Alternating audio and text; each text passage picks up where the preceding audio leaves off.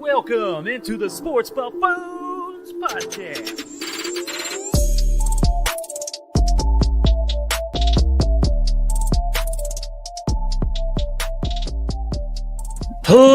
Let's get it going out there, ladies and gentlemen, boys and girls of the world. Welcome on into the Sports Buffoons studios here out of Lenexa, Kansas. Once again, the full Buffoon clan back at the round table to have tons and tons of NFL discussion today. God damn it. Yes, that's what I'm all about. Playoff time. Yes. Let's go. You know, I get bored towards the end of the season sometimes, you guys, because it's just, it's winding down. The Chiefs are just always kind of like, well, we're trying to get through the rest of the season, get to the playoffs. It feels that way every year. We feel a little entitled at times about it too. But I'm just glad that things are now underway. The real thing's underway. And there's some great matchups to discuss here on this show today. But first and foremost, JG to my left, how you doing? Great. I got my buzz balls. Glad you brought it up, how bored we are now as Chiefs fans, because Patrick Mahomes started out his career in seeding. He did 1, 2, 1, 2, 1. Those are the last seeds that Patrick Mahomes has had. So, yeah, it gets kind of bored. I get kind of bored as a Chiefs fan sometimes. Yeah, I mean, it probably reminds you of like Michael Jordan, during his prime. And it's just kind of like, you get to the playoffs. We don't care about the rest of this crap. Let's get to where it matters and go from there, I wish he could be like Mike, but he's got a few more rings that he needs to get before that's going to happen. That's true. He's 27, so we got to get that thing going a little bit stronger, I guess. Tanner, how's it going? It's good. It's good. You got what are you drinking over there? I got the New Glarus Brewing Company, the Moon Man, and it is a No Coast Pale Ale. Freaking delicious. No Coast. That's interesting to call it a No Coast. Sure. Wait. Are you sure it's not the North Coast? No Coast. Well, they're out of Wisconsin, right? There's no period. So Wisconsin? Wisconsin. I mean, I guess there is no coast out there. So aren't got they a just bunch of clever little fools? Rivers and lakes over there. That's about it. Yeah, I finally broke my fast. Like I said, I was doing a dry January, but I'm finally having a little bit of something here. Anyways, You're fine. That's the thing. Well, anyways, you guys, and what's been going good? I mean, right now we have a few teams in the NFL and the AFC especially that are having a hard time, and things are not looking up in their direction. And we're looking at a situation now where the Chiefs, two biggest playoff rivals, are in a situation where they could have something close to essentially a bye week, considering the factors of, hey, one team is starting a third string Skylar Thompson. The other team could be starting a third string, also undrafted free agent Anthony Brown, going against obviously Joe Burrow and Josh Allen. So I mean, both of those teams look like they're going to be primed to move on to the next round. But going into this situation, obviously, does it make you feel like maybe now everything's even? Maybe now, after all the chaos of the way playoffs were put out there and the neutral site and this and that. Meanwhile, Bengals and Bills get an easy cakewalk on to the second round from the looks of it, because we're assuming Lamar Jackson won't play, but maybe you can tell us what your thoughts are on that, Jason. If you want the report, Lamar and Tyler Huntley both were no-shows today in practice. That's a big deal. That's a big deal for sure. Obviously, Teddy's still out. Skylar Thompson has been named the starting quarterback this week. No Tua. Tua's still concussion protocol. I'd be shocked to see him even if they do win this week. So that's kind of what you're looking at between those two teams currently. Yeah. So anyways, do you have any kind of faith that maybe Lamar does play this week, or do you think it's just going to easy move along for both the Bills and Bengals, Jason? I think it's going to be an interesting weekend. I'll put it that way. But before I talk about that, I just want to talk about how pissed off I was when they did this coin flip thing and the neutral site thing. Like, I had the biggest knee-jerk reaction of my lifetime. I was so pissed. I was ready to boycott the NFL and only watch Chiefs games for the rest of my life. And after I let that settle down for a while, I realized that, first of all, the Bengals might not even make it. The Bills might not even make it. And if they do, the Chiefs, in a lot of scenarios, a lot of times they play better on the road than they do at home. So I kind of backed off of my initial knee-jerk reaction, and I feel much better about it. Although, like I said, we might not see the Bengals or the Bills, We will and see them. I'm We'll not. see I'm not, one of them. I'm not convinced that we're going to see either one of them. Who do you think's losing? I think the Chiefs are going to play the lowest seed, Which will be the their Chargers. first game. They will play Right? the lowest seed. Yeah, the Chargers. Yep. Or And Jacksonville. But that doesn't happen until second week of the playoffs. I'm not convinced that. You don't think wait, do you think the Dolphins or Ravens beat the Bills or the Bengals? No, the Bills are going to win. Okay, so then the Bills and Bengals face off the next week. The Bills are going to win, but I'm not convinced that they're going to win the next game. And I am definitely not convinced that Cincinnati is going to beat Baltimore, because I do believe that something's going on behind the scenes there in Baltimore. I don't know what it is, but you got a lot of things to consider.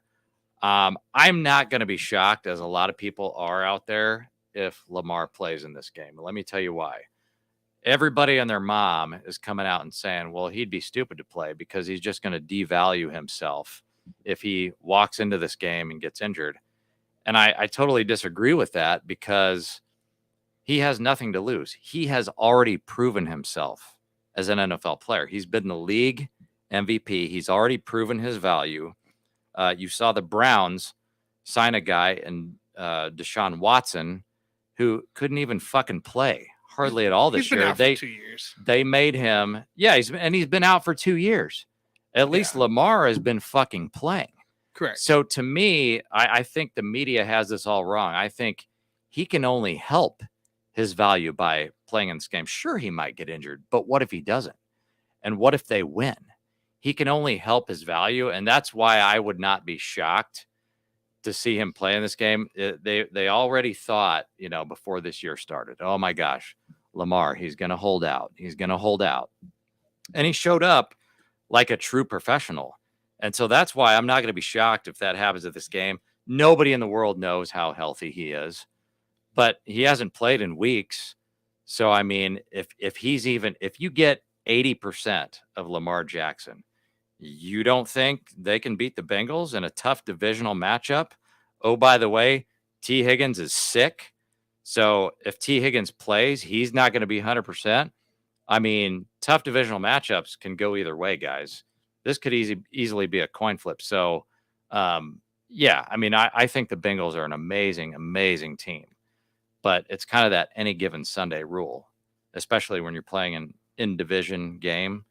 And so, I'm not going to be shut. Now, I'll throw this out there. Yeah, obviously, if Lamar doesn't play, this game you can bag it and flag it. It's done. Yeah. But if Lamar does play, could be very interesting this weekend. So interesting today. Jordan Schultz posted out today, tweets up on the screen. Lamar Jackson still dealing with the extreme swelling and remains pretty limited, according to the source, The Score. And it has nothing to do with his contract either, which we all feel has to have something there. So even in rap, she's saying he's facing an uphill battle going into play. So just kind of interesting tweet that popped out. It's around this situation. It's going to be pretty tough. And I was talking with Jason earlier about this, and just the lack of experience with Anthony Brown at quarterback, undrafted free agent from Boston College, also had a short stint in Oregon. I just think that you're probably better off, honestly, finding some other way to. You're not going to win a game with this guy playing at quarterback for you. There's got to be other options out there to find a way to win the game. I mean, maybe somehow we can pull out our old, 2008 Miami Dolphins and do some wild things and pull off the biggest upset ever, right? But who would you have back there for that, though? No, everybody's hurt. Rashad Bateman's out for the year. You don't have anybody. I mean, any good athlete would probably do justice at this point. Who's good on that team? That's healthy. They got a few guys around there. I mean, like I said, is Justice Hill still available? I mean, that could be one of your guys, I guess. But I mean, we're really pulling teeth at this point on that situation. And at this point, the last 5 games without Lamar Jackson, the Ravens are averaging 13 points per game. I'm sorry, but the Bengals are going to put up probably double that. So you just got to find some other avenue to even put up a fight in this game, because otherwise it's going to look like Georgia and TCU from Monday night. 65-7. I mean, I'm not saying that's going to happen, but I'm just saying like that kind of blowout by NFL standards could happen in that case. Ravens defense, however, has been showing up as of late, and that's why I'm not convinced that this game has blowout potential. But if you have a quarterback turning the ball over 3 times, then yeah. If you throw that scrub out there, then it's game up. Trying to find this stat here that I thought was crazy for the Bengals second half, the last few games. They've only scored like 8 points in the second half, all like the last 5-6 games. Second half has not been friendly to this Bengals team. Yeah, I mean it's fine. I mean everything has a certain game script to go about it too, so take that into account. The Bengals have played pretty good football lately, up to this point in the past second half of the season, but maybe they didn't need to go out there and put up big points in the second half or this and that. I mean, against the Ravens in this situation, they're going to have ample opportunity to make that happen. And I don't think the Ravens have a elite top 3 defense to go out there and, pull off a Buccaneers 0-2, make you turn the ball over 4 times type of a defense against Joe Burrow. It's just not going to happen. Just throw Lamar out there. What's the worst that can happen? And, torn ACL, just throw him out there. And to that point, also, Jason, there's something else I looked into. So, worried about his value going forward in the future of his career. We saw Drew Brees tear his rotator cuff back in 2006 or 2005, and he got signed to the Saints that next offseason. It was a 6-year, $60 million contract. And for a guy that just tore his rotator cuff, which is probably the most important thing you need as a quarterback in the NFL, especially a non-mobile quarterback, because Drew Brees obviously got the work done by his arm. That was a big deal at the time. That was a big deal and a lot of faith put in to Drew Brees by the Saints after that big injury. And so seeing something like that tells me, hey, we've seen this happen before where a team put a lot of faith into a guy. The guy is talented and an MVP, former MVP like Lamar Jackson. Even if he was to have some kind of a catastrophic injury or to, worsen the current injury he's working with right now, he's still going to get paid no matter what. Somebody's going to sign his ass because the NFL has already proven somebody wants him. We're willing to give a guy like Deshaun Watson. We don't care if he's out for 11 games. We're going to give him the most money that we can give him. Yeah, they know what he's capable of. So at the end of the day, and he's not like he's old or anything like that. So, and it's not like he has quote unquote character issues like Deshaun Watson. So a likely suitor would not have to worry about something like that. So let's hit a couple of comments real quick here. We got Tufel. What's up, Tufel? Thanks for commenting in. He goes, local to me, folks, talking about the best team in the world. I dig it. You know it, baby. He's a Chiefs fan, by the way. So very good. Stick through us here for another few minutes because we like to chalk some Chiefs. So we'll be doing that here in just a moment, actually. Big Let's Talk Sports guy. Appreciate you, Tufel. And Troy, who I'm hoping to get on a show soon here. One area Bengals can be exposed is in protecting Burrow. He's near the top number of times sacked this season. Yeah, I believe he was sacked this year. Yeah, I mean, he was sacked 70 times, I think, last year for Joe Burrow. And he didn't reach 70 this year, but he was still up there for sure at the top. And part of it is the way he plays. He does like to hold the ball longer than most. He doesn't, and he came out and said this too. He thinks sack numbers are an overrated number to him. And this is a guy who's still young enough, willing to get hit, not afraid to get hit, and will take the punishment for holding onto the ball just that tad longer to find a T. Higgins or a Jamar Chase or something like that. And I actually agree with his philosophy because a lot of times that's all you. If you have a split second to just heave it to Jamar Chase, why the fuck wouldn't you? It's a smart game plan. He basically stated he's on the field to be a playmaker and be a leader. And you can't be that way if you're just running around and not making plays. If you're getting sacked and trying to make plays, that's one thing. But when you are making plays and you might get, sacked 6 times, like we saw the Titans game 7 times, you still go out and make the plays. That's also the exact opposite philosophy, though, of Peyton Manning and Tom Brady, who are all about getting the ball out fast. Yeah. And who rarely took a lot of sacks. I mean, they were always under 20 for each season of their career. These guys, we saw Peyton Manning, just do the phantom sack a lot, where he would literally just drop down. He would rather drop down, not take a hit, than he would to sit back there and take 50 sacks.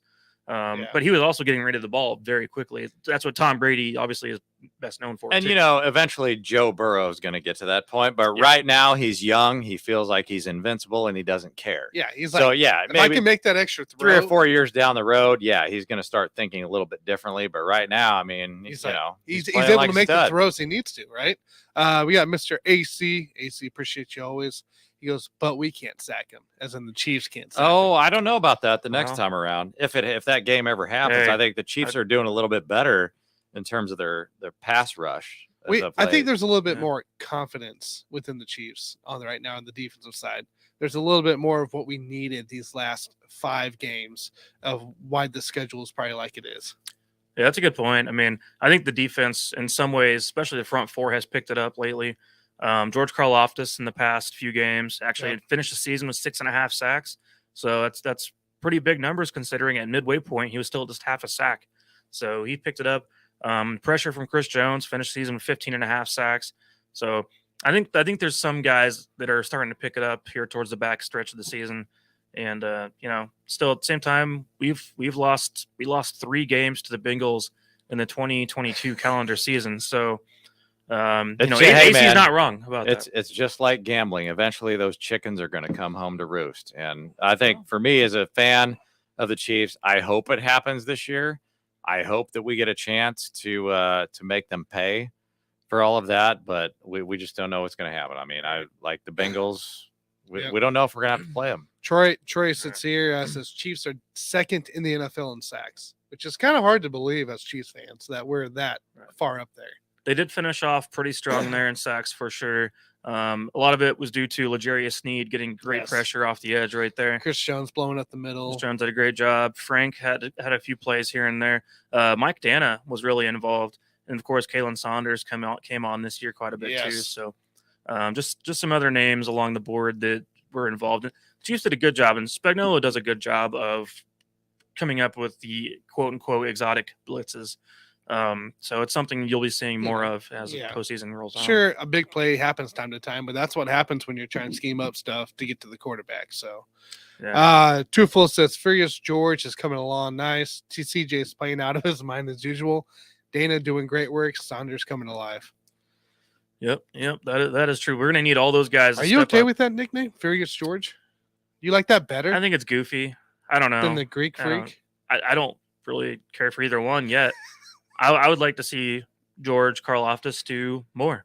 I mean, I want to see him go in the next year and really that's correct, Mr. Ace. double some of these numbers he's put up, and at that point I could give it to him. So you're just waiting for that, like you just need to see more from Mr. Karlaftis. A little more. I just think he needs to earn all the nicknames we're throwing out there, especially Greek Freak. I mean, we already know who the real Greek Freak is in sports. That was ridiculous. That nickname should have never happened. Nonsense. We got Two Full saying Dunlap has been great too. He's always getting hands up and pushing pockets. He actually has caused a few ruckus. Big fan of Dunlap. Other He's offenses. A great player, consistent. Yes. Been doing. You know what you're going to get out of Dunlap each and every week. So that guy's awesome. He's a monster too. So okay. Anyways, real quick, back to our topic. We're going to be making some picks here. Obviously, we all agree Bills are going to get a win. So let's get a win. Let's bring this up here. Looks like I got it shared. So let's bring up the bracket, right? Mm-hmm. Let's see how the situations run down first. Then we'll go through and make picks. Yeah. Obviously, they'll start AFC side. Chiefs get their first bye as the 1 seed, right? So they play the lowest seed. So that's either going to be Miami beating Buffalo, that's going to be Baltimore beating Cincy, or the winner of the Jacksonville Chargers game if Cincy and Buffalo both all win. So you're basically looking at Chiefs versus the winner of Jacksonville Chargers, and then Cincy and Buffalo will play each other in the second round. Just a breakdown of this bracket here. Yep, and I'm looking forward to that Jaguars game against the Chargers. I think it's going to be pretty evenly matched up type of a game. Honestly, I really feel like it's a battle of two really good young quarterbacks, and Trevor Lawrence, the back half of the season, has played outstanding. And they've only lost a couple games here in the last 2 months. And, Trevor Lawrence, I think in the last 7 games has 15 touchdown passes and 2 picks. Really came into his own and figured out how to be a elite quarterback in this league. And I'm not saying he's elite yet, but he's getting there. I just think it's going to be a interesting battle. And Mike Williams, I'm not sure what his status is right now for the Chargers in that game, but I can see the Jaguars pulling this one off. So I mean, I was at the Jaguars game here in Kansas City just what was it 6-7 weeks ago, and they played us kind of tough towards the end. Actually, I mean they gave us a little bit of a fight towards the end, and they'll give us a fight again if that comes down to it. But the Chiefs should take care of business if that's the case. So looking at the injury report as of today, Jaguars, Trevor Lawrence has a toe, was limited today. Jamal Agnew, wide receiver, shoulder limited. Brandon Sheriff, the offensive lineman, abdomen limited. And Raleigh Patterson was a full. Chargers side of things, Mike Williams back. He did not practice. Joey Bosa, groin, was full practice today. Kenneth Murray, full. Bryce Callahan, full.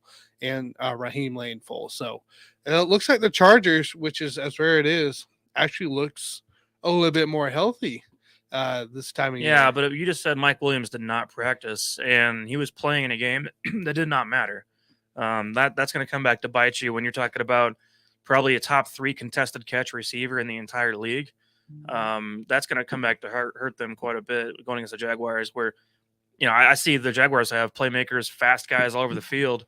And I don't know. I think that Jacksonville has enough talent to get the job done in this game, and home field advantage doesn't matter, by the way. So I don't care when we look at this. I don't care what's played. Neither fan base has a great home field advantage. So that's out the window. This is their neutral site game, even though it's not really neutral. So, speaking of those things. So we'll pull up here the before we pick our stuff. So LA Chargers, Jacksonville, we're looking at a 2 spread, currently favoring the Chargers this game, over under 47.5, and the money lines, of course, Jacksonville at plus 110. So it looks like it's very favored on the Chargers side of things. Yep. I mean, hey, they finished with 10 wins on the season. I get it. So, you look at your records, and 3 of those losses between those 2 teams was to the Chiefs.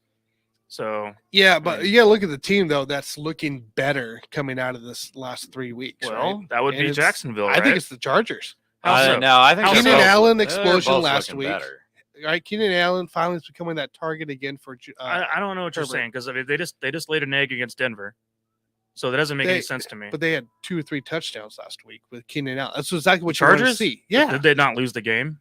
I don't care if they lost the game. I'm just saying you're playing against the Donkeys, and you're out there with your starters the whole game. I ain't worried about that. I ain't worried about the. I want to see exactly how it is, and that offense looks way better than Jacksonville. Jacksonville could have scored crap against Jacksonville or against Tennessee.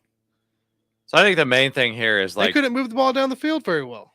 Main thing for me is both teams have improved compared to the beginning of the season. Correct.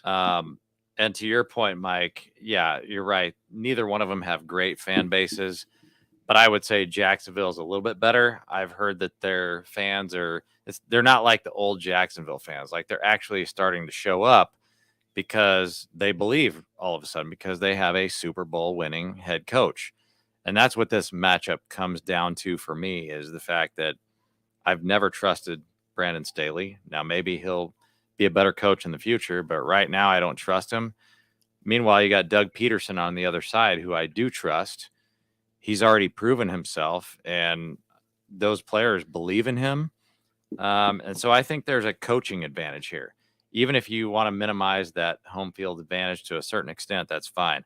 I think there's a definitive coaching advantage in this game, and that's why I like Jacksonville to win this game. Now, as a Chiefs fan, I don't give a shit if the Chargers win this game. I would love to play against the Chargers again, because we'll fucking throttle their ass. But I think more than likely the Chiefs are going to end up playing Jacksonville in their first game. Yeah, which would be a fun matchup, seeing Doug Peterson against Andy Reid in the playoffs. And obviously, they both know each other very, very well, and I respect Doug Peterson as a coach quite a bit, especially considering what he went through and being forced out of Philadelphia to now taking a team like the Jaguars, who have been notoriously terrible the last few years of their franchise, and suddenly now here they are with a winning record, and with a chance to go face the Chiefs if things fall right in their favor. So I think it's awesome to see Peterson make this a legitimate football team. Yeah, 2 full here says, of those, I take Jacksonville. Hard to beat a team 3 times. as a Chiefs fan.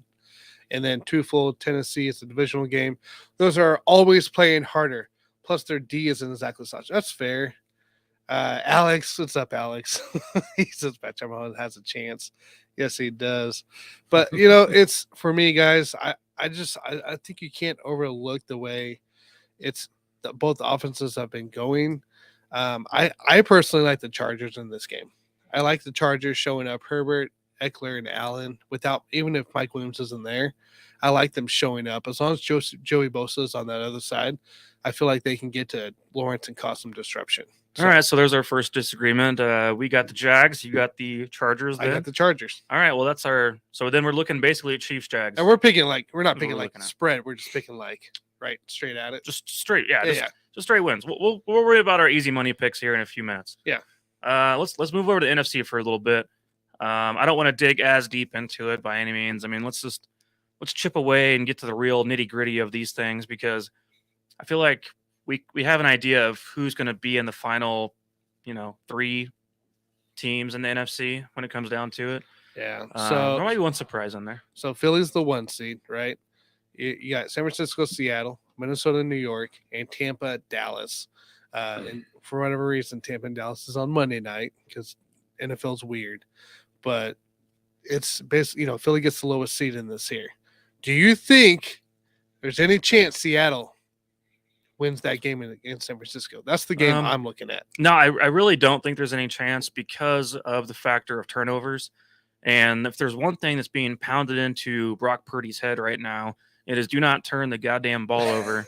And when you're going against the Seahawks in this kind of game, Geno Smith historically has been turnover prone in his career. You just basically don't mess it up. Don't screw it up. If you're Brock Purdy, you have a great offense around you, a great system around you. Don't make mistakes, and you'll win the game because your defense is damn good. And the Seahawks just aren't going to live up to it. Geno had a great ride this year, put up 4,000 yards passing, his best year. In fact, it was the most passing yards in Seahawks history. That's right. That makes me feel a little better about how I felt about him about 9 years ago. But in this game, I think that they're not going to turn the ball over because it's going to be pounded into Purdy's head all week, and the defense is going to play so well that I don't think that it could be a low scoring game, but I just don't think there's a chance the Seahawks can pull off a win here. Yeah, you're looking at a 9.5 favorite for San Francisco currently, over under 42.5, and a big money line there for Seattle, if anybody believes. Yeah, I do think this will be a competitive game. I would take Seahawks plus 9.5, but there's just too much firepower for San Francisco.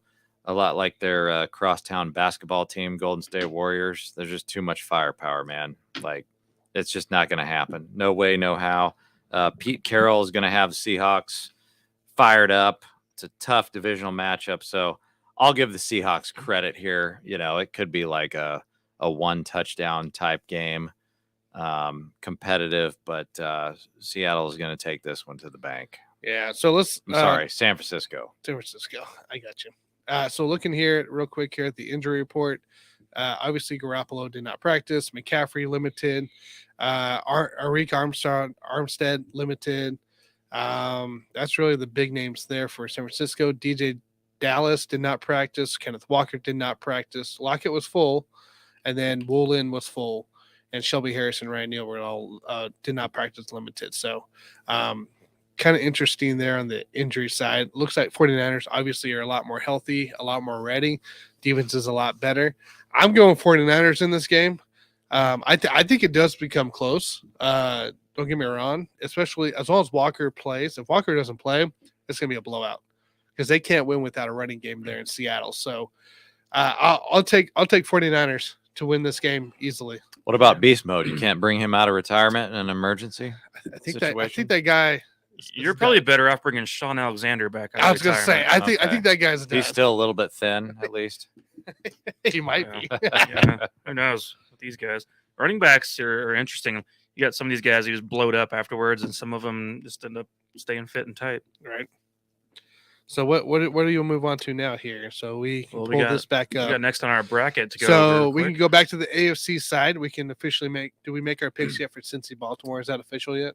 Oh, well, I don't want to go that far yet. What do you? What, Well, you got to Cincy leave. I'm Baltimore? just saying, like our I thought, pick. Like I thought the we pick. already did. I thought we already made that. Pick. You got to leave the Cowboys to the end. So You gotta okay. leave that Right. to the So end. Cincy Okay. Baltimore, we all agree Cincy. Right. Yeah. Okay.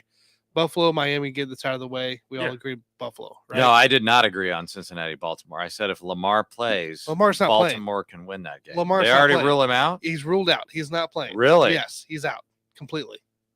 Huh. It's not happening. I got Cincy regardless, so I'm just going with that. I agree with you. If Lamar plays, it's I think definitely you're a lot full of more. shit. better. I think he's going to play, dude. He hasn't practiced in 6 weeks and he's still not there.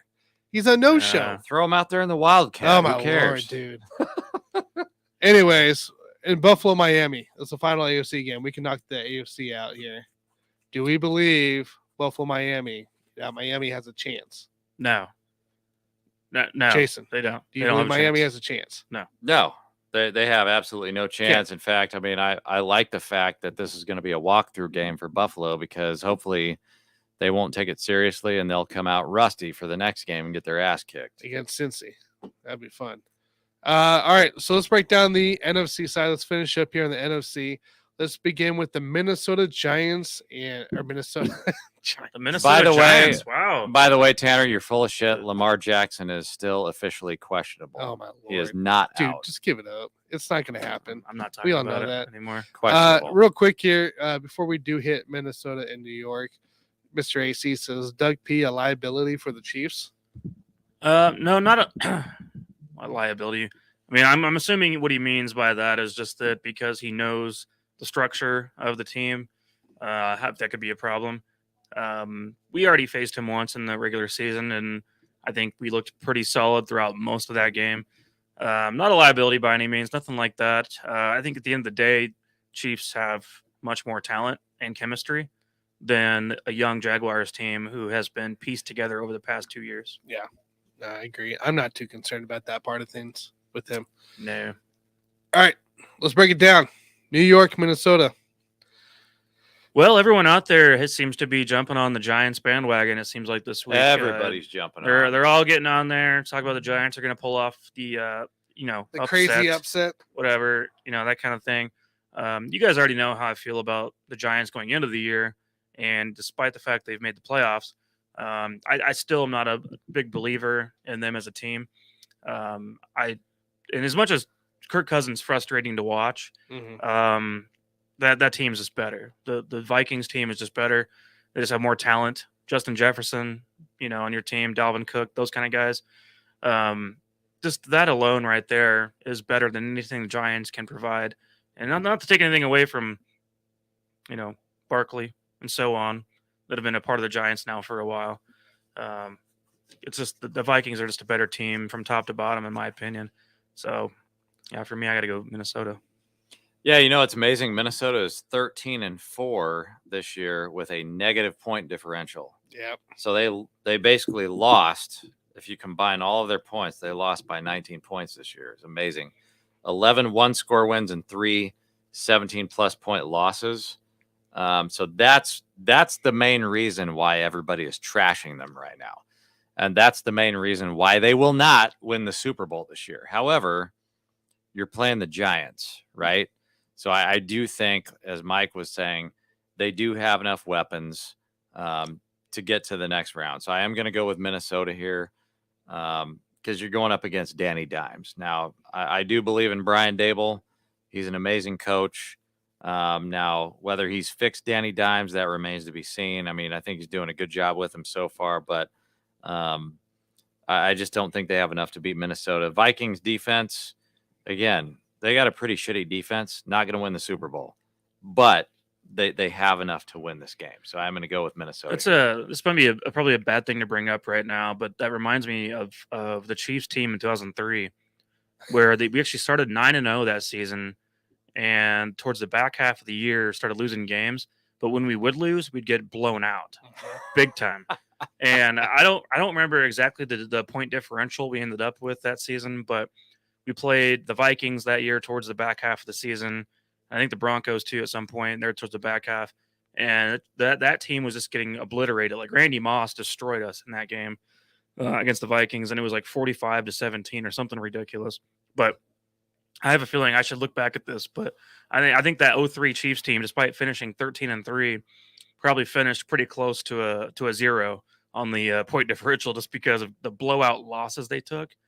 But the wins they were getting were, it was a 31-28 type of a victory here and there because the defense was so terrible, but the offense just kept having to score to keep them in games. And then they did win nail biters basically, just through offense, sometimes special teams, saving the day basically. Anyways, I just wanted to throw my random Chiefs thing out there. Anyways, go ahead. No, I'm just saying, like the Giants. I mean, they've got a lot to build on for next year. I just don't think they have enough to beat the Vikings. So, Vikings, yeah, I mean, it's not like a sexy pick, and everybody's bagging on them because they want the big market team to win, which always controls the narrative. But it's not going to happen in this case. I'll take Vikings. I agree that the Vikings have the better weapons. Obviously, Jefferson, Cook, Offensive Player of the Year, right? Justin Amazing. Jefferson. Harrison Smith in the back for safety. I love what the Vikings have, but they've been a huge disappointment in key games, especially in the second half. AKA, you watch this last Giants matchup, right? Late in the season, the Giants came back and they had to rely on Greg Joseph's leg for it. Was it 61, 58, something like that? Something ridiculous that usually the Vikings kickers don't make to win those kind of games. I think there's going to be more energy, more fight coming out of this Giants team than I do think this Vikings team. There's something about it. There's something about Double benching their guys, but there's also a lot of contract situations coming up for this Giants team as well, right? Do they keep DJ? Does Saquon get a big extension? All those questions remain. I think the Giants win this. I think they come back in the second half like they did and this time finish it out. So do you think it's going to be a close game at least? I think what you're going to see is in the first half, the Vikings do what the Vikings do, which is get up a couple touchdowns and look good, right? And then the game continues to prolong. Third quarter, end of second quarter, third quarter, fourth quarter, the Giants start figuring out comeback. And I think it's a close one. I think you're talking about literally 1-2 points. But the Vikings own close games. I know. So, like, to me, complete opposite from last year. Yeah. So right? To me, the only way the Giants can win is if they stop on their face. Giants do really great in close games too. Really great in close games. They did it early in the season. We saw that. They've done it lately as well. Sure, they lose their fair share. Like that team's not elite. I don't trust Danny Dimes in a fucking playoff game. Here's what I trust about Danny Dimes, though. That Vikings defense can't stop a freaking run. Like, if you have Saquon and Danny Dimes running for 50-plus, 60-plus yards, because that's what Danny Dimes is going to do outside of throwing the ball. Like that, I feel like the energy that's going to come out of that Giants team this week, that is going to be something different, that the Vikings are going to be not as energetic, not as fight for it. And I don't know. I just feel like the Giants here, for my gut, I think the Giants win this thing. It should be interesting. Should be an interesting game. It's going to be a fun game.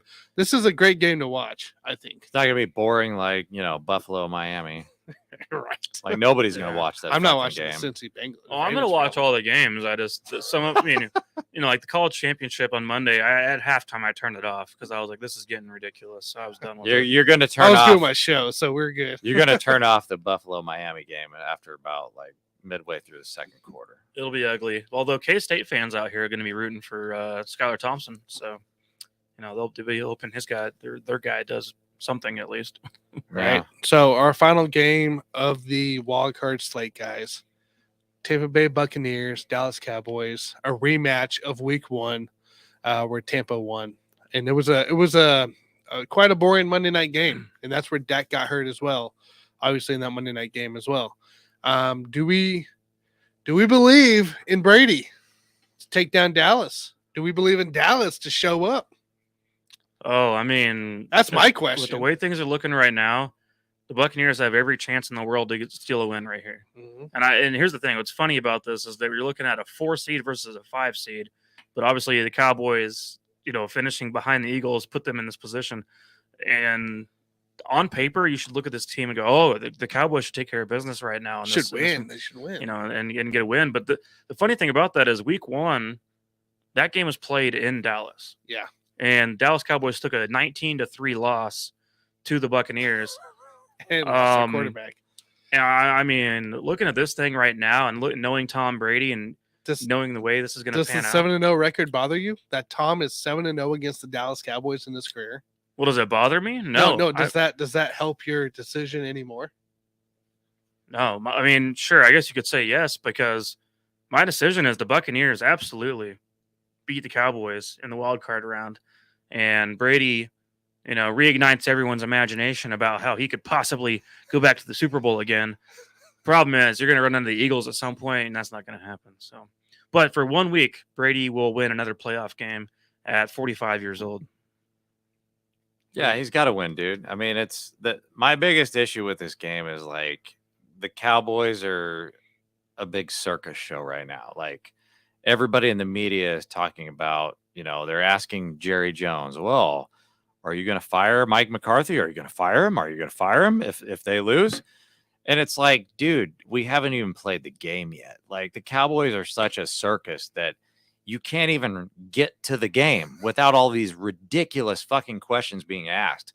And I'm like, that's kind of like the media circus that always surrounds the Cowboys. And that's the reason why they always get distracted. And so, I mean, I told you guys last week, I don't trust the Cowboys in a playoff setting or regular season setting.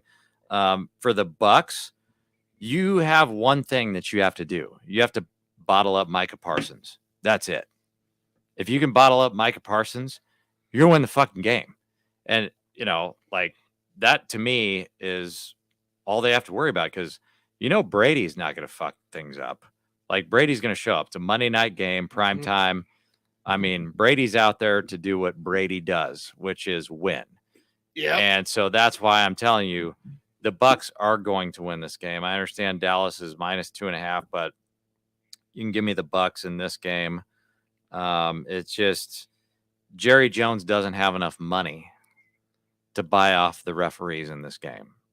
As much as, there are people out there that think that the NFL can fix games and what have you. Jerry Jones doesn't have enough money to make that happen. And so I think that it's going to be Bucks. Bucks are going to win this game. And it's going to be embarrassing. It's going to be really embarrassing for the Cowboys fans, because you just, you're going to have to deal with the loss to a team. You're going to have to deal with a loss to a team in the playoffs that has a losing record. And I don't care if it's being played in Tampa Bay. It doesn't matter. It does not matter. This will be one of the most embarrassing losses.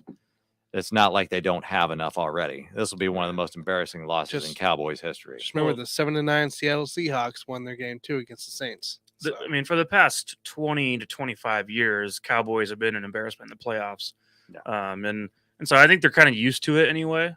They're used to getting crushed. I mean, think about all the times Tony Romo, had them in the playoffs in the 2000s, and they always found a way to screw it all up by something stupid.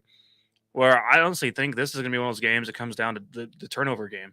I see the Cowboys going out there and turning the ball over too many times, and Brady's not going to let that happen on his end. So that's why they're going to get a victory over the Cowboys. Is that they're going to play a more disciplined game than what the Cowboys are capable of doing. Yeah, so I'll give my pick here in a minute. Twofold here comments in. I expect Dallas to beat Dallas and find a way to leave early. I agree. Dallas to beat Dallas. I like how That's you what put they that. do. Dallas, so seven straight games of interceptions for Dak, I believe it is, or maybe. Well, he led the league in interceptions this year, right? Yeah, and also missed 4 or 5 games. 4 or 5 games. It's gonna be a problem. Look, I got Buccaneers to win. Okay, Buccaneers are gonna win this game, and it might even come down to where Dallas does Dallas things and they get up early. And it becomes a New Orleans situation where Tom Brady's down 16-3 and has to come back and wins. It might be that situation, which I wouldn't doubt Tom Brady. Look, he's shown that he can lead this team in times when they need to be led and march on the field. I'm gonna trust Brady over by far. Dak. I would this take kind of a spot. Yeah, I would take Brady over Dak by far. He's connected back with Mike Evans. Mike Evans and him seem to be on fire lately. Godwin's right there. So I honestly have less worries for the Buccaneers than I do the Dallas. And we all knew this it would be this way coming in to the playoffs. Like once Brady got to the playoffs, it's a different situation for them. So I got Buccaneers, and I got Buccaneers sending Dallas off like the way it started on Monday Night Football against Tom Brady, and soon to be your future head coach Sean Payton to the Dallas Cowboys. Everybody. Okay, so do we all agree that McCarthy's gone? Because they just interviewed Jerry Jones. He said that's out of the discussion. He's coming back. If McCarthy doesn't get to the NFC Championship game, see you later, buddy. That's my prediction. I mean, he's got to be gone. I thought he should have been gone. Well, he shouldn't have been hired in the first place, but I thought he should have been gone last year easily. Yeah. And I don't know what Sean Payton's plans are, this or that, but obviously he's a more trustworthy coach than Mike McCarthy, who has lucked his way into his career at this point. It's easy. So you think Jerry Jones is full of shit? Because they did interview him and they said, that's out of the question. He's coming back. He's all mad, I fully trust in him. Yeah, when he's all mad Monday night, overnight, when he fires McCarthy Tuesday because of it, it's going to be a reaction deal for him. And Sean Payton will be in an interview room Wednesday, and he'll be hired by Friday. So yeah, that's sad, man. I mean, it's just a sad. Here's a couple draft picks for New Orleans. I feel sorry for Cowboys fans. I mean, unless you're cheering for him back in the '90s, I feel sorry for him because it's just been a freaking disaster. Oh, it's so bad for the last couple decades. Twofull here says, I thought it was cute that Denver wanted permission to interview Peyton, like he would ever lower himself to that shit show. I love it. I believe you don't think Sean Payton can fix Russ? I don't think Sean Payton can fix the Broncos right now at all. I think it would just be another joke. Russ needs to retire. I'm going to tell you that right now. All right, guys. Well, you guys saw the thumbnail out there. Obviously, we had Mahomes, trying to chug a beer from, the Super Bowl parade and this and that. Or I think it was right after the Super Bowl parade, actually, when he was standing on stage, maybe when he was drinking that beer.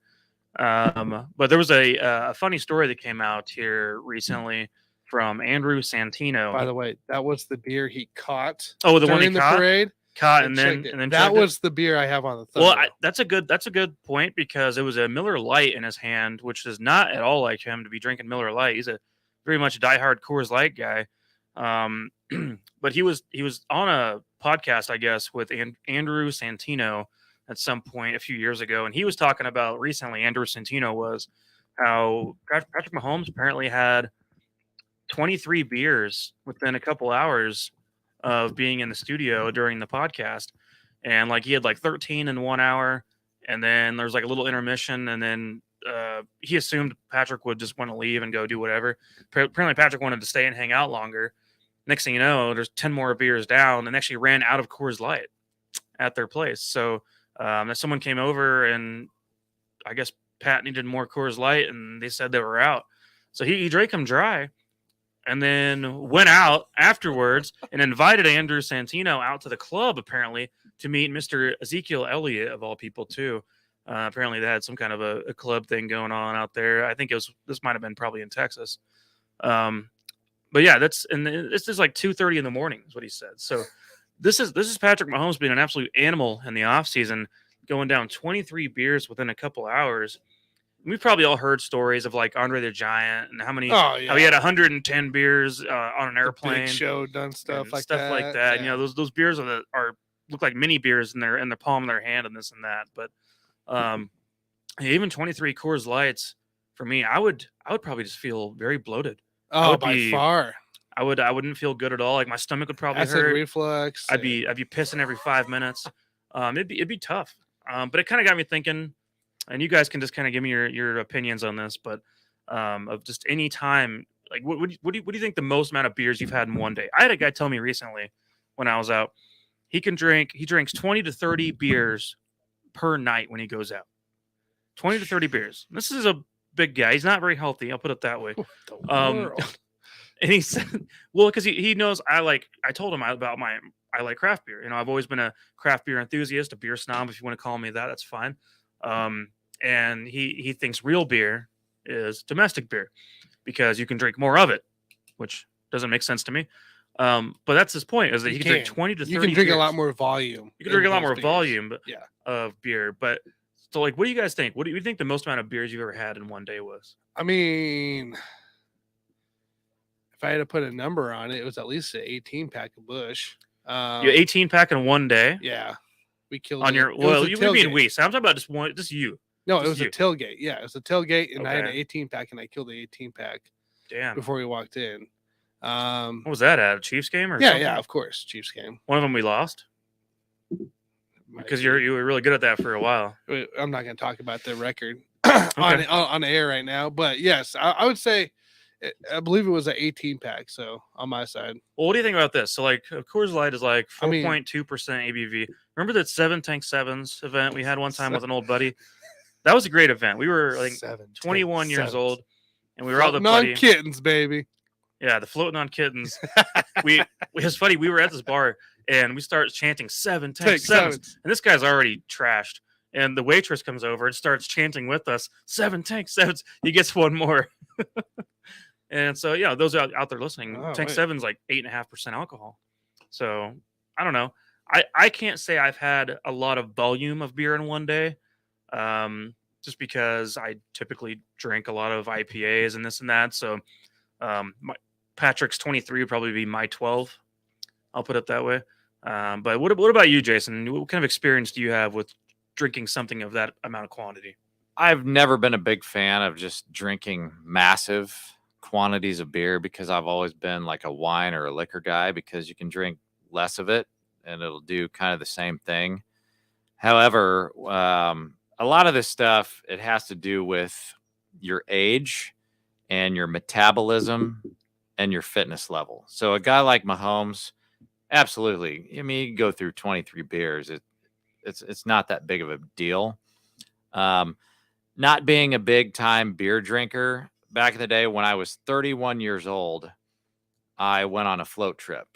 And that was the only reason why I even attempted this, is because you go on a float trip, you got to pack a bunch of beers. I mean, that's just what you do.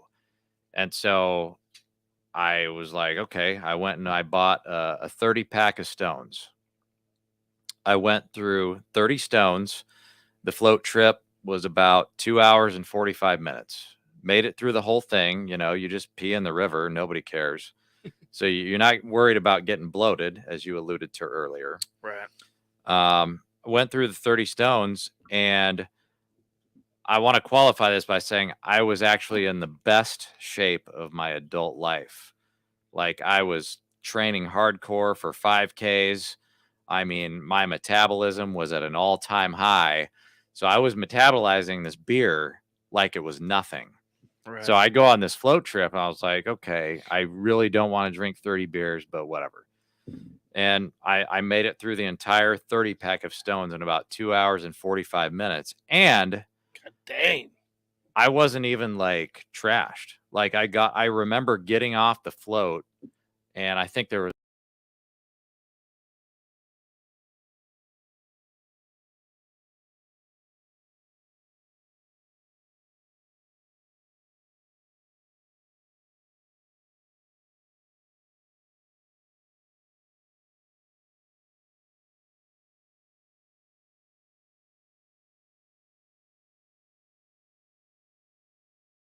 back then I was 31. Again, best shape of my life, super high metabolism. And so those are the three big things that, you know, that would depend on.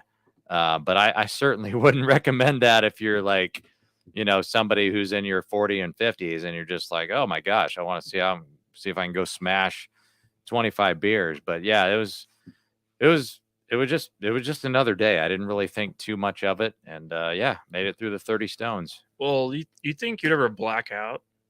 Like, is that a thing? You think you'd black out after that many beers? Like, I would think about like Mahomes having 23 beers. I mean, is that blackout level?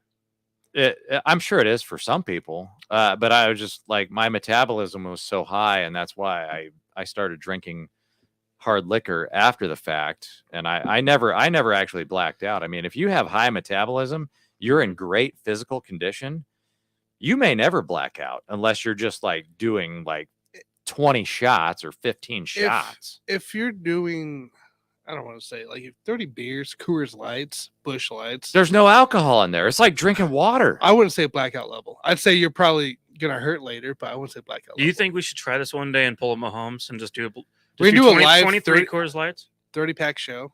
We could do a live. Let's watch us go through a 30-pack and see what happens. Just see if we remember what our names are by the end of that. Bring the Tums, baby.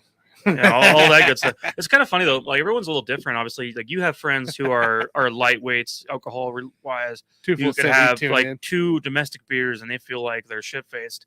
And I've had a friend, a female friend, who she was very petite, but she would have literally 1 drink of a wine cooler basically, and she would start acting weird. Like she would start acting like she was fuzzy and all that. And like that's just like it blows my mind that like all the people are that different. I'll just say in the case of Patrick Mahomes, I mean, when you're an athlete, you can do things that are different. And like I said, I was in amazing physical condition back then, and I'm just like I would never try anything like that right now. But like athletes can do things like that normal people can't even imagine. And unfortunately, drinking alcoholic beverages is one of them. They can do it at a whole different level. They can. Yeah, but we've seen Mr. Brady as well, and guys like Gronk and Kelsey. We know they can put them down with the best of them too. So, Tanner, what happened to our video while we were in the middle of this conversation? I have ideas, but I don't know for sure. Yeah, now I'm gonna be honest with you. I don't know for sure. Well, this is, by the way, guys out there listening, this is a new camera, yes. So it is in the process of being figured out. It's the first time that it's been on for longer than 20 minutes. So. Okay, well, we'll figure that out. Just tell them that you did it on purpose. Okay? Yeah. I totally hit that stop cam button and then everything else. Big time. No, it's still a work in progress here. Twofold says he'd tune in to that, bring pretzels, and hacked by a salty donkey lineman that blocks trees. Yeah, that's what it is, dude. That's exactly what happened. Let's talk about a salty donkey lineman real quick. He says Casey Beard Dunkel is pretty good domestic as well. Casey Beard Dunkel. Yeah. The Dunkel. Yeah, I like that one. Casey Beer Co. is a really good brewery. They do really good stuff. Here's the thing with them. So they're well known for their lagers. And I'm not typically a big lager fan. I'm an ale fan typically because of, IPAs and imperial stouts and such. But when it comes to lagers, Casey Beer Co. has the freshest, cleanest goddamn lagers I've ever had. And the way that they do their beer is just pristine. There's no flaw in any of their beers. It is literally perfection for what a lager is. So I have nothing but props for those guys. It's just not my go-to style. I'm a hophead. I like the hoppy, crazy stuff. Yeah. I'm with you there. But they're amazing. Casey Beer Co. is amazing. But yeah, real quick, let's talk about a salty donkey real quick. So obviously you guys are aware of I can't remember his name, something Miners, whatever, backup guard for the Broncos. Yeah. And he's upset about the Chiefs doing their huddle, where we spin around for a full rotation and then ran our play that got called back for a holding penalty, which was bull crap anyway. But I mean, so if you guys were watching on the Travis Kelce New Heights podcast, they did bring this up on the show actually. And I think that his brother Jason, he got up and did it. Travis let Jason do the talking, on that whole segment, but they had to show the clip of him on video practicing blocking trees. Who the hell films themselves block? First of all, who blocks or pretends to block trees anyway? But then films himself, thinks that's a good idea to, hey bro, film me blocking this tree. Watch my stance. And who does that? Like who's out there in the woods? This is a guy blocking trees. This is a guy that works with Russell Wilson. Oh, Broncos country, let's ride all day long. That's exactly Broncos what they do. Country, let's die. Look, Russell Wilson has a disease over there. This is the dog and phony show. Yes, is what this is. So it's a dog and phony show going on in Denver. Bunch of frauds over there, and Mr. Russell Wilson, who took the plane ride out there. I was up jogging up and down the walkway while everyone else was sleeping, and then they did all this other stuff, and I watched some film, and then just did some more workouts in the middle of the walkway, and then the last hour I woke up, and watch some more film. It's like the Mr. Phony himself is the leader of this team, right? Yeah. I think some of that's rubbing off on some of these players for the Broncos.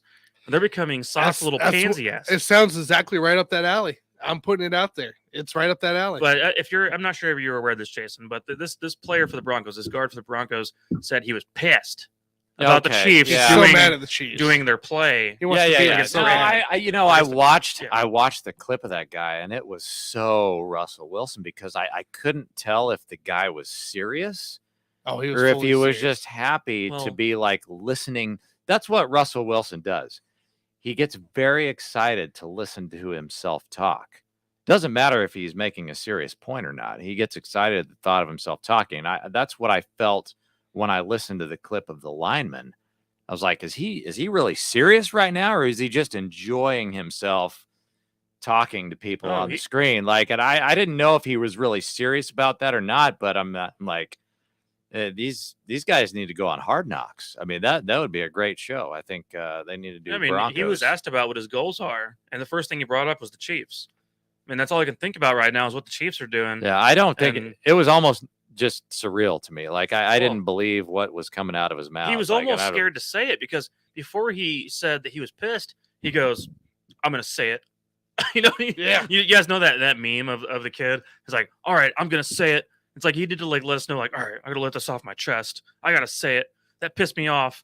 Like, I just think that Who Russell. cares? I think Russell Wilson got to him and he brainwashed him to say stupid don't shit I don't understand in it. front Like, of a microphone. And it's funny because we have this cross rivalry joke going on between Raiders, Broncos, Chiefs, and obviously, and Kelsey talked about this on the podcast and talked about it being, it's a fuck you play, and Kelsey goes, "Well, every play is a fuck you play," and that's what Travis Kelsey said about it. So it's like, yeah, I mean, every play is technically supposed to be a fuck you play. Right. So I mean, to me, it's just like the whole thing is funny. And I mean, should we play easy against the Raiders? If the Chiefs are up 2 touchdowns on the Raiders, are we supposed to just sit there and we got to run the ball up the middle? We got to run a ball in the A gap.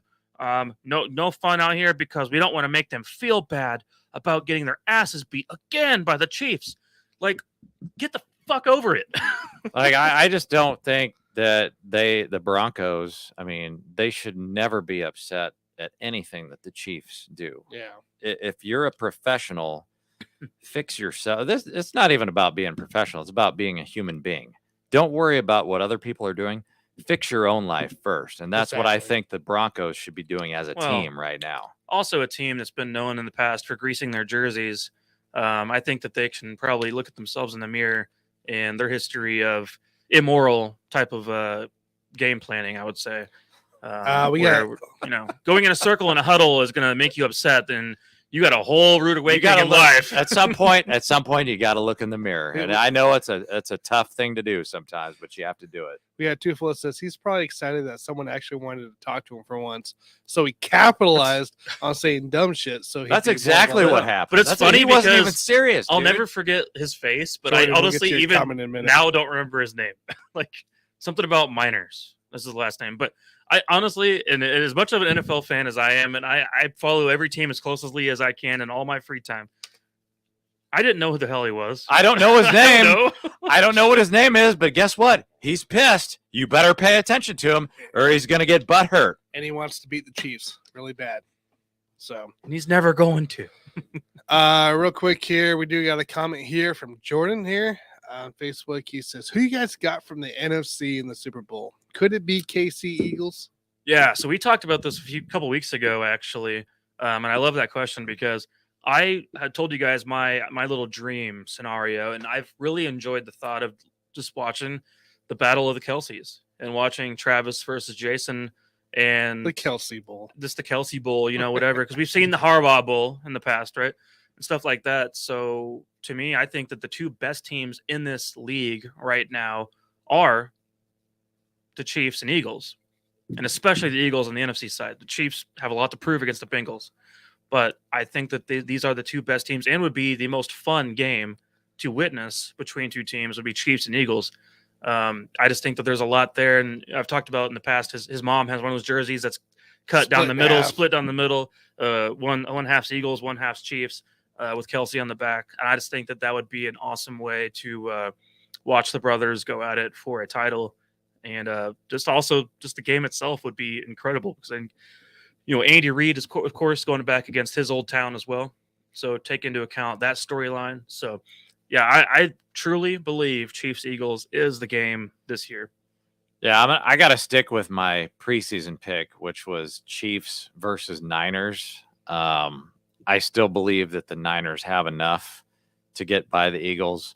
I'm not going to be surprised either way. I just think that it's one of those two teams in the NFC. Everybody knows it. It's either going to be Eagles or the Niners, and so I'm just, it's kind of even for me. But since that was my preseason pick, I'm going to stick with the Niners. I mean, they got a lot of weapons, and Kyle Shanahan, he wants to get back there and get it done.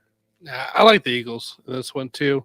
Tufel says repeat Super Bowl 4 and destroy dreams again. So I'm up for it. I would be up for it for sure, and I feel pretty good about that matchup too. If it was to come down to it, I mean, I would love that. I mean, if we're playing the Vikings in that game, hey, they would give us a little bit of a fight for sure. But I think that I'd be going against Kirk Cousins. I would love it. I would love that shit. That would be the blowout game because the Vikings, they either play you tight or they get destroyed, and I think that could be a scenario where they get destroyed. I don't know how they would beat the Eagles though. Well, that's my thing is how the Vikings beat the because I truly feel like the Eagles. Well, the Eagles would have to get knocked out first. That's not going to happen. So. Yeah, I would say so. Here's the deal with the 49ers is that you do have Brock Purdy, who's picked last in the NFL draft. Mr. Irrelevant. I can't say that enough times. I think that it's a tough situation for a guy like him to be going deep into the playoffs. At some point, your inexperience in the NFL is going to give in, and going against guys who've been around a while, like even a Kirk Cousins, could end up biting you. So, I mean, I would say I expect them at some point to get knocked out. But I think that at the end of the day, it's not going to be this coming weekend, but it could be the weekend after where the 49ers are knocked out because of the inexperience of Brock Purdy and just being a rookie in this situation against a bunch of guys who've been here before. I mean, you're right. I mean, I guess Jalen Hurts does have playoff experience. So, I mean, at least he's got something to build on there compared to a guy like Brock Purdy. Well, Hurts surprises me just in general as a player. How fast he acclimated to the NFL is super impressive. I mean, in that first rookie year, there was a lot left to be desired, in my opinion, and I wanted to see more out of him. And right away, year 2, I'm like, okay, I guess he knows what he's doing in this league. And we see a guy who looks pretty polished, and right away, I think right now he's close to his prime form in the league where he's playing right now. So we got the band New Yorker, Carlos commented in. Carlos, always appreciate you. He goes, Giants will run out of the room, and the Vikings will keep winning on field goals. Yeah, like we talked about earlier, we all like me and you like the Vikings, right? Yeah, he likes the Giants. I like the Giants. So anything to say to Mr. New Yorker? Nah, Carlos knows. I like the Giants. Well, maybe he's just trying to give you shit then. That's the problem. We got another comment here from Facebook. We got, what are the chances Tua-less Dolphins beat the Bills? What's your chances? Oh, you know what? I'm glad you asked that question because I unfortunately forgot to give you my easy money bet of the week, which happens to be the Bills plus 800 money line. I want you to take. Hold on. Minus 800. Hold on. Oh, sorry. Bills, minus 800. Minus right, 800. Right. Okay. Right. Oh, man. Right. Like I always forget these things, right. Although I am a professional bettor. Minus 800. He just got the plus and minus. I want you to bet $8,000 to win $1,000. It'll be the easiest $1,000 that you've ever made in your life, dude. Yeah. Easy money. I know it's horrible odds, right? Don't look at me like I don't know what I'm talking about. I know those are horrible odds. But if it's a guarantee, just make the bet, dude. Well, we said that about the Georgia versus TCU game too. We sat here because that game was minus 400 for a moment. Oh gosh, I knew. Put $5,000. I hope that people listen to that show because they made probably a ton of money. Put $5,000 on Georgia. You're guaranteed profit at that point. So, it's the same thing with Buffalo and Miami. So basically, what Jason's saying, Facebook commenter, is that there's no chance in hell, as Vince McMahon would say, the former owner of WWE who sold Former he owner, sold WWE to Saudi Arabia. current chairman. I don't know what he is anymore because he bought it, He just came back on to came WWE, back, and then they sold. and that's why Steph resigned Right. from her position. The whole thing's folding. WWE's done. So, It's over. but with the Dolphins, Mike, just quick point here. Should they do like you suggested the Ravens do and just throw Tyreek Hill in the Wildcat the whole game and just let Tyreek Hill take a bunch of snaps and see what happens? Well, I wouldn't go quite that far because Skylar Thompson is better than Anthony Brown. But I think that you could be creative. I mean, if you're Mike McDaniels and you're known for some of your creative play calling and usage of receivers in the backfield, as we've seen in the past with Deebo Samuel and some of Tyreek this year, even, you should be using your play. Get the ball in the playmakers at all costs. That's your best chance to win, and not expecting Skylar Thompson to throw the ball 30 yards downfield. By the way, guys, this show is for entertainment purposes only. I just want to throw that out there. So please don't take $8,000 to try to make $1,000. Like, unless you're really, really sure of it.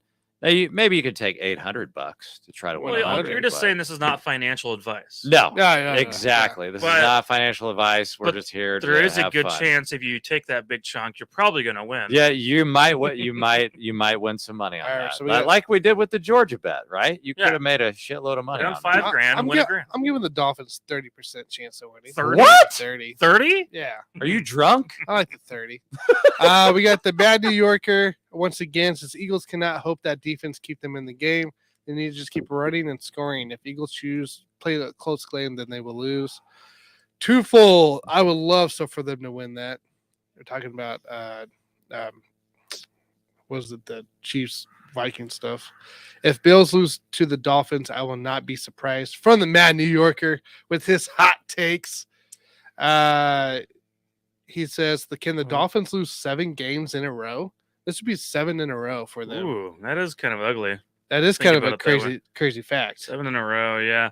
Well, there's the thing. It's 7 in a row, but you're playing one of the best teams in the league. So, I mean, that's very possible. But did they not end the season last year winning 7 in a row? So it's just like it's a it's a reversion. reversal. Yeah, it's a It's reversal. reversion to the mean. That's good. Yeah, how do you have such a good memory? Like, It was 7. It was forget 7 about or 8. It was I 7 think or they won 8. 7 I in think a it row. was 7. The problem though is like they won those 7 or 8 games in a row with their defense. Right. And so That was a big part of it. now they have like shit defense. So I that's don't not going to understand happen. how their to me. defense regressed so drastically. Oh, it doesn't this make year. any sense. I don't understand. You even that at got all. Bradley Chubb out there.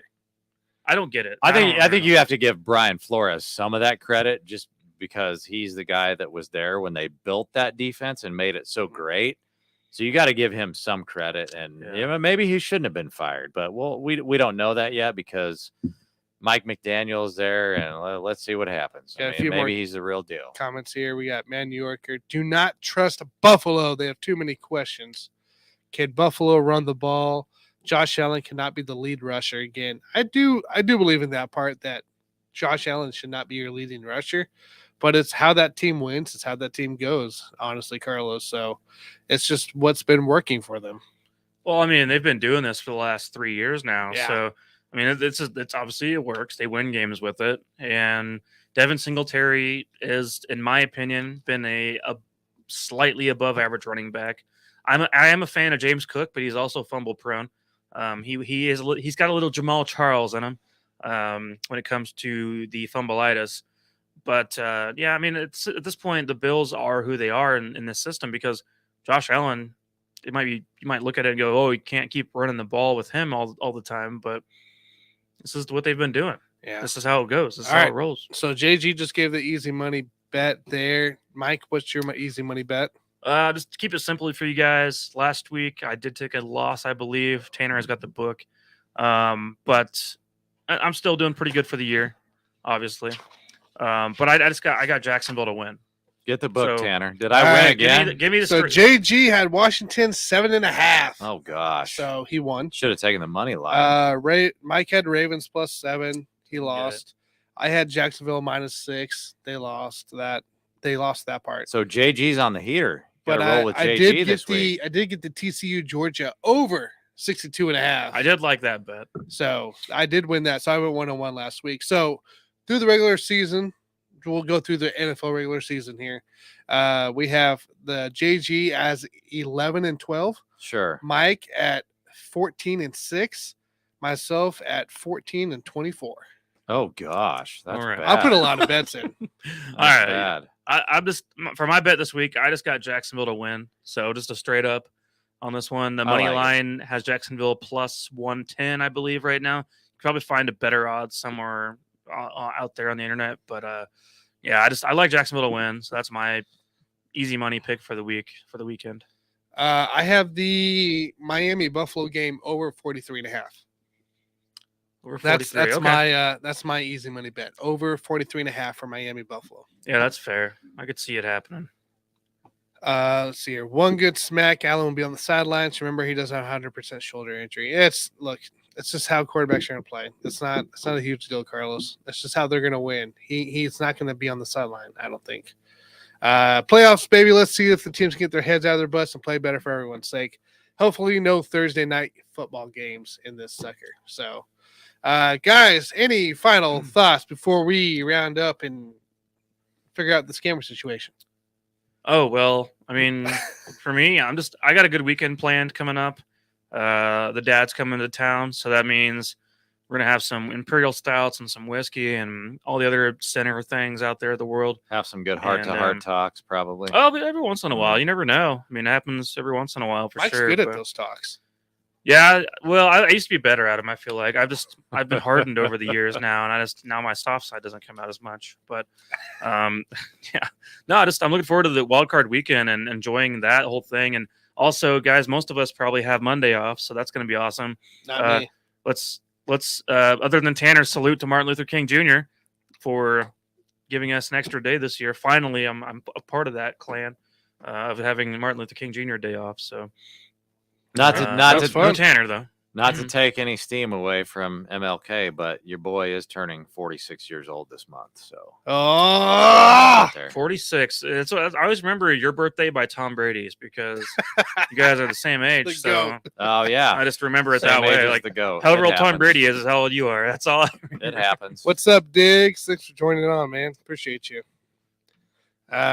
Who's that? Diggs, BTW. He's one of our Twitch guys. Let's Talk Sports. Cool guy. Yo. Cool guy.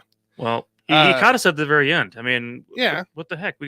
He's got a lot to review. Now he's got to go back and rewatch it all because we got a lot of great stuff on there. Almost an hour and a half on this episode. What JG, what you got coming up here this weekend? Anything cool?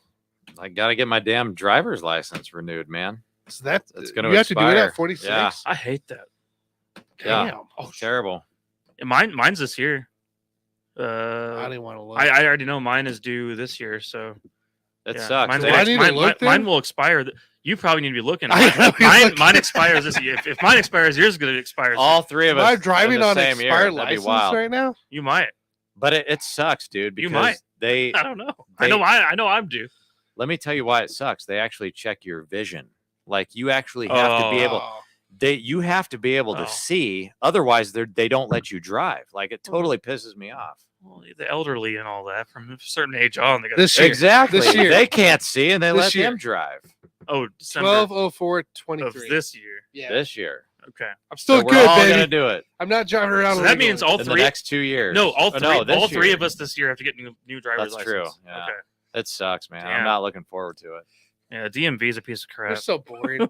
Nah, guys, I got quite a lineup this weekend here. It's gonna be a fun time. Tomorrow night, talking to Man Cave on the Whiskey Sports Podcast and Let's Talk Sports here. Then we got our game day show on Sunday before those playoff games. And I get to go to the KU game here. And Rock I chalk, believe get to go baby. sit close to courtside. So that'll be fun to watch Iowa State and KU this weekend. A team I'm a little worried about, but we'll have a little fun there. I guess I gotta pay you $250 pretty soon. Oh, man. By the way, Tanner won another league. 3-league champ, baby. 3-league champ. And I went $20 positive on my best ball in the end. Let this be a good lesson to you guys Profit. out there that fantasy football is all luck. Case in point, right? Hey, you across know what? from I'll me do it right again here. with I will give DraftKings. Tanner credit that he put in some work this offseason. So He improved I'll his give him- game. well, he actually tried. So if you guys want to catch it, I did a lot of stuff. It's on the Buffoons channel. Hey, There's man. a whole series of it. NBA show potential this I know. weekend. Are we gonna do it? Are we not? We haven't done it since like probably April. What's the April. status? No, I think we did know it in June. we're waiting on your brother yet. So. We did it in June, but we're gonna try to fire it up again. Saturday show, weekly Saturday. Yeah, show, weekly Saturday show. It's that time of year, guys. It's almost the All-Star break. And so we got to fire it up and see what's going on with trade with deadlines the NBA coming teams this in year. and a whole bunch of stuff. So. all right, let's watch some Matt Cross. All right. We got quick here. We got some comments just to finish up here on, guys. Of course, Matt New Yorker says he's ready for the Giants and regret those contracts of Jones and Saquon. Twofold says he has to get his license every 5 years renewed. That sucks. Yeah, I did that too. It sucks. Matt New Yorker says just don't smoke, drink, and do not mention cataracts. There you go. Smoke, drink, and cataracts. Mr. AC said game day show, thumbs up. Yes, sir. Let's talk sports. You'll catch me there with a bunch of other podcasters, so it's always fun. Matt New Yorker, I won 2 leagues and we're both not paying. I had a surprise on mine. My brother told me to join on this ESPN, and it being my first auction league. And I just joined, right? Did exactly what I thought I did. I get a text here from one of the guys here. He goes, "Hey, what's your Venmo? I got money for you." I'm like, "Wait, this was a paid league?" My brother didn't even tell me that. So I ended up winning. They took my 20 out and ended up winning 180 out of that. Tanner, so imagine cool. this. Remember, so your brother said if what's his name was to hit 2 home runs, that he would put in $2,000 or $5,000 into our league. Oh yeah. I remember that guy. Remember that what was before the the player? season? What was the name of the player? It was somebody Was on that the Yelich? Brewers. On the Yelich. Yelich? It was Yelich. Yelich on the Brewers. Your brother said if he was to hit 2 bombs, he was going to put in like 10 grand into the pot Yeah. for our league. Tanner could have been 10 grand richer this year. And the guy hit 1 bomb He and hit one. another He one did. to the warning track. Right. He hit another Off one the to the wall. warning track. Hey, we're gonna try it again this year. So we'll see if what that we had got. happened, Tanner would have won 10 grand. And You know, Tanner, the least you could do is pronounce his name right. It's Yelich. I like Yelly better. It's fun. All right, you guys. don't even know what his name is. He's a professional player. I know who he is. My gosh. I've seen him up close, All right. 2 feet away. Yeah, names are hard. I hate pronouncing. All right, I'm done. You guys are done. That means I'll see y'all on the next one. Outro. See you guys.